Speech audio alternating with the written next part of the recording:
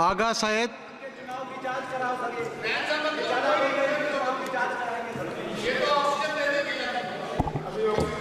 Mister chairman, बहुत बहुत शुक्रिया आपका। यहाँ पे यूनियन बजट के साथ साथ जम्मू कश्मीर का भी बजट डिस्कस किया जा रहा है। टेबल किया गया है, डिस्कस तो नहीं किया जा रहा है, टेबल किया गया है, क्योंकि डिस्कशन में अभी तक सिर्फ एक मेंबर के अलावा जो कि जम्मू कश्मीर से ताल्लुक़ रखते हैं, उनके अलावा जम्मू कश्मीर के हवाले से किसी ने बात नहीं की। चेयरमैन साहब, आपके ज़रिए मैं ये बात बताना चाहता हूँ यहाँ पे इस ऐवान को कि ये बजट का यहाँ पे होना, जम्मू कश्मीर का बजट पार्लियामेंट में प्रेजेंट करना, पार्लियामेंट के ज़रिए बनाया जाना, यूनियन गवर्नमेंट के ज़रिए बनाया जाना, ये एक सोवरेन बिट्रेयल है, धोखा है जम्मू कश्मीर के लोगों के साथ। ये डेमोक्रेसी के साथ एक बहुत बड़ा मजाक है जो जम्मू कश्मीर के लोगों के साथ किया जा रहा है। डेमोक्रेसी में इस तरह के फैसले लोग खुद लेते हैं, अपने ज़रिए लेते हैं, अपने लिए लेते हैं, जिसे कहते हैं democracy, by the people, for the people, of the people. मगर आप देखें, जम्मू कश्मीर का बजट जम्मू कश्मीर के लोग नहीं बनाते, जम्मू कश्मीर की स्टेट नहीं बनाती है। आज 70 साल के बाद जम्मू कश्मीर के लोगों के साथ इतना बड़ा धोखा किया गया और उस रियासत को इस हद तक गिराया गया कि उससे उसका बजट, उसके फैसले करने का हक भी छीना गया। उन वादों के प्रिंसिपल्स के बरक्स, जिन प्रिंसिपल्स के बुनियाद पे हमने इस यूनियन के साथ एक्सेशन किया था कि हम अपने फैसले खुद लेंगे, ये स्टेट, जम्मू कश्मीर की स्टेट अपने फैसले खुद लेंगे, अपना रास्ता खुद बनाएगी, और वो इख्तियार और वो पावर इस यूनियन के कॉन्स्टिट्यूशन ने हमें दिया था। आज आप देखिए, हमें न सिर्फ अपने फैसले लेने का इख्तियार नहीं है, न सिर्फ अपने बारे में फैसले और रास्ते बनाने का इख्तियार नहीं है, बल्कि हम पे फैसले थोपे जाते हैं। बजट यहाँ पे बनाया जाता है। आज आप मुझे बताइए, हर एक रियासत का, हर एक स्टेट का बाशिंदा यहाँ पे बैठा हुआ है, किस स्टेट में ऐसा होता है कि उस स्टेट का बजट वो स्टेट खुद ना बनाए, उन पे वो थोपा जाए, वो फैसले उन पे थोपे जाए। हमसे हमारा हक छीना गया, हमसे हम हर तरह के वो डेमोक्रेटिक राइट्स जो उस स्टेट के बनते थे 2019 में आपने छीने। 370 एक कड़ी थी जिसके ज़रिए हम इस मुल्क से जुड़े थे, और उस आइन के उस आर्टिकल के ज़रिए हमें वो हुकूक दिए जाते थे, हमें हमारे सब्जेक्ट्स पे लेजिस्लेट करने का हक दिया जाता था। हमसे पूछे बगैर 370 यहाँ पे छीना गया, हमसे पूछे बगैर हमारे खिलाफ फैसले लिए गए, हमसे पूछे बगैर हमारा स्टेटस, हमारा डेमोक्रेटिक राइट हमसे छीना गया। नतीजा ये है कि आप आज कहते हैं कि जम्मू कश्मीर यूनियन टेरिटरी है, जिसे मैं आज भी कबूल नहीं करता हूँ। एक ऐसी रियासत जिसके पास अपनी लेजिस्लेटिव पावर थी, कॉन्स्टिट्यूशनल पावर थी, आज उनके पास कुछ नहीं है। नतीजा ये निकला कि बजट यहाँ पे बनाया जाता है और उस बजट में मजाक किया जाता है जम्मू कश्मीर के लोगों के साथ। एम्प्लॉयमेंट के हवाले से आप देखिए, जम्मू कश्मीर की रियासत 2019 के बाद आज पहली बार 70 सालों में पहली बार अनएम्प्लॉयमेंट मुल्क में सबसे ज़्यादा है जम्मू कश्मीर है। इनके अपने आदाद शुमार पहले नंबर पे या दूसरे नंबर पे आज पहली बार, क्योंकि हमसे हमारे इख्तियारात छीने गए, डिसीजंस हम नहीं लेते, आपका वाइस रॉय वहाँ पे डिसीजन लेता है, जिसे आप LG कहते हैं। नतीजा ये निकला, अनएम्प्लॉयमेंट सबसे ज़्यादा है। अनएम्प्लॉयमेंट इतनी ज़्यादा है कि अब अगर लोग वहाँ पे अप्लाई करना भी चाहते हैं, आपके पास उतने रिसोर्सेज नहीं है, जगह नहीं है जिनके ज़रिए आप वो जो ज़रूरत है वो पूरा कर सके, वो एम्प्लॉयमेंट दे सके। एम्प्लॉयमेंट के हवाले से आप बहुत सारी लेवल्स पे जम्मू कश्मीर के लोगों के साथ जंगें लड़ रहे हैं। नई रिजर्वेशन पॉलिसी यहाँ पे लागू की गई, हमने नहीं बनाई, जम्मू कश्मीर के लोगों ने नहीं बनाई, यहाँ पे बनाई गई और वहाँ पे थोपी गई।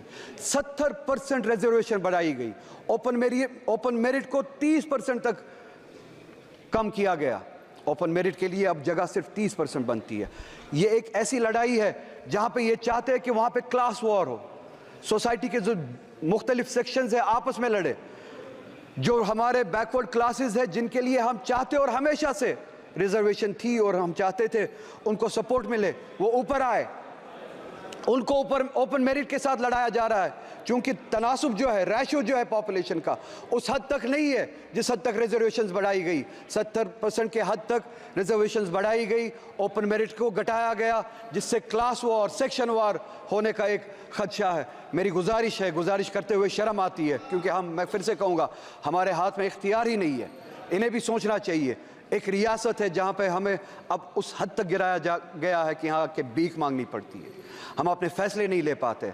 इनसे गुजारिश है, ओपन मेरिट को या सुप्रीम कोर्ट की जो कैप है उस हद तक रखे, या पॉपुलेशन का जो रेशियो है, पॉपुलेशन के हिसाब से जो कैटेगरीज है, पॉपुलेशन का जो रेशियो है, उस हिसाब से आप रिजर्वेशन करें, ताकि वो जो ओपन मेरिट पे इस वक्त तलवार चल रही है वो ना हो।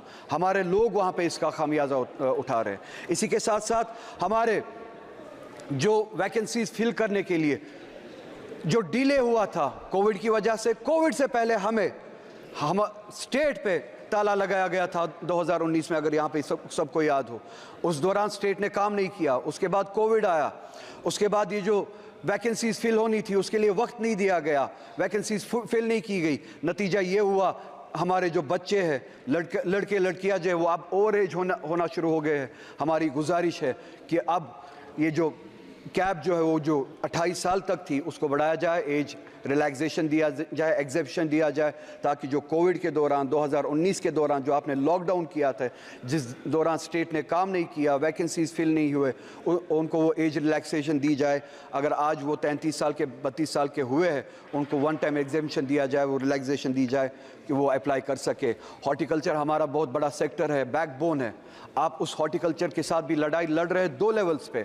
चेयरमैन साहब, आपके ज़रिए इन्हें बताना चाहता हूँ, एक टॉक्सिक हमारी खाद वगैरह जो हमारे लिए पेस्टिसाइड्स यहाँ से भेजी जाती है, जानबूझ के टॉक्सिक भेजी जाती है, जिससे हमारे पेड़ पौधे ख़राब किए जाते हैं। दूसरी लेवल पे हमारा जो सेब कश्मीर से आता था, उसको पिछले साल, अगर आपने सुना हो, रोका गया, और यहाँ से मुल्क से बाहर, चाहे वो ईरान से हो, चाहे USA से हो, सेब लाया जाता है without tax, without import duty सेब लाया जाता है। यहाँ की मार्केट मंडियाँ भरी गई है बाहर के सेब से, जिन पे इंपोर्ट ड्यूटी नहीं लगाई गई। कश्मीर से आने वाला सेब उसको रोका जाता है, कश्मीर की हॉर्टिकल्चर को टॉक्सिक पेस्टिसाइड से ख़राब किया जाता है। 2 लेवल्स पे हमारे साथ जंग लड़ी जाती है। हमारी इकॉनमी को कमज़ोर किया जाता है, हमारे हॉर्टिकल्चर को कमज़ोर किया जाता है। मेरी गुजारिश है, हम चाहते हैं, जम्मू कश्मीर की आवाम चाहती है कि इंपोर्ट ड्यूटी लगाई जाए, जो बाहर से सेब आता है उस पर इंपोर्ट ड्यूटी लगाई जाए, और जो ये टॉक्सिक पेस्टिसाइड हमें भेजा जाता है उस हवाले से काम किया जाए। ये पेस्टिसाइड हमारे बीच ना भेजा जाए, हमारे साथ इस तरह की जंगें ना लड़ी जाए। हमें जी हाँ, मैं वो बात भी करूँगा। वक्त मेरे पास ज़्यादा नहीं है, आपका हाथ घंटी पे है। हमारे साथ हर तरह की ज़्यादती होती है, वक्त भी उसी तरह की एक ज़्यादती है, मैं जानता हूँ। मैं एक बार ना चाहते हुए यहाँ पे दोहराना चाहता हूँ, मैं यहाँ पे इलेक्शन की भीख मांगने के लिए नहीं आया हूँ। मैं यहाँ पे अपना स्टेटस और अपना कॉन्स्टिट्यूशनल राइट जो 370 के ज़रिए हमें दिया गया था वो मांगने आया हूँ। मगर जाते जाते यहाँ पे ये इस वक्त की स्पीच कंक्लूड करते करते चेयरमैन साहब, आपके ज़रिए पूरे मुल्क को याद दिलाना चाहता हूँ कि सुप्रीम कोर्ट ने इस गवर्नमेंट को डायरेक्शन दी थी कि सितंबर तक वहाँ पे डेमोक्रेटिक गवर्नमेंट कायम की जाए। सुप्रीम कोर्ट की डायरेक्शन के मुताबिक अगले महीने सितंबर का महीना शुरू होने वाला है, मगर अभी तक, बस एक मिनट में कंक्लूड कर रहा हूँ, अभी तक वहाँ के डेमोक्रेटिक वहाँ के इलेक्शन के लिए अभी भी कोई प्रोसेस शुरू नहीं हुआ है। आपसे गुजारिश है, डेमोक्रेसी के लिए, for the spirit of democracy, उन्हें डायरेक्शन दे, कम से कम सुप्रीम कोर्ट की डायरेक्शन पे अमल करें।